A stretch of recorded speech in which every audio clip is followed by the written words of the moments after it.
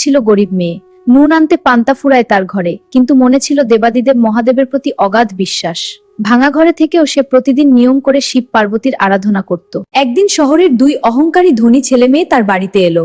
তারা তাকে কাজ দেওয়ার নাম করে আর সুন্দর জীবনের জঞ্জালে আর কতদিন থাকবে? আমাদের সাথে চলো, রাজ সুখে থাকবে। সরল মেয়েটি তাদের বিশ্বাস করেছিল, কিন্তু তারা ছিল পিশাচ। একটা জাদুর বোতলের জল ছিটিয়ে মুহূর্তেই তারা মেয়েটিকে একটি বড় মাছে বদলে দিল।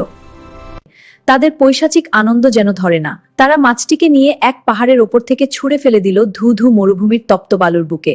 বিনা জলে মাছটি তখন মৃত্যুর প্রহর গুনছে। বালুর গরমে যখন প্রাণ যায় তখনই এলো একটা কালসাপ আসতে লাগলো, ক্ষুধার্ত চোখে তাকে গিলে ফেলতে ধেয়ে এলো। অসহায় মাছটি বালুর ওপর দিয়েই বাঁচার আপ্রাণ চেষ্টা করতে লাগলো। ঠিক তখনই সেখানে উদয় হলেন জগতের নাথ, মহাদেব ও মা পার্বতী। ভক্তের কান্না তার কানে এলো। তিনি কালসাপের সামনে রুখে দাঁড়ালেন ঢাল হয়ে। শুরু হলো যুদ্ধ। অহংকারী সাপের বিষ মহাদেবের তেজের কাছে হার মানল। চোখের পলকে মহাদেব সেই অশুভ সাপটিকে চিরতরে শেষ করে দিলেন। এরপর ভোলানাথ শিব তার কমণ্ডলুর পবিত্র জল ছিটিয়ে দিলেন মাছটির গায়ে। আর অমনি ঘটে গেল মিরাকল। মাছটি আবার ফিরে পেল তার সুন্দর মানব রূপ। চোখ মেলে নিজের ভগবানকে সামনে দেখে মেয়েটির সব কষ্ট মুছে গেল। সে বুঝতে পারল, দুনিয়া ত্যাগ করলেও মহাদেব তার ভক্তকে কখনো ত্যাগ করেন না।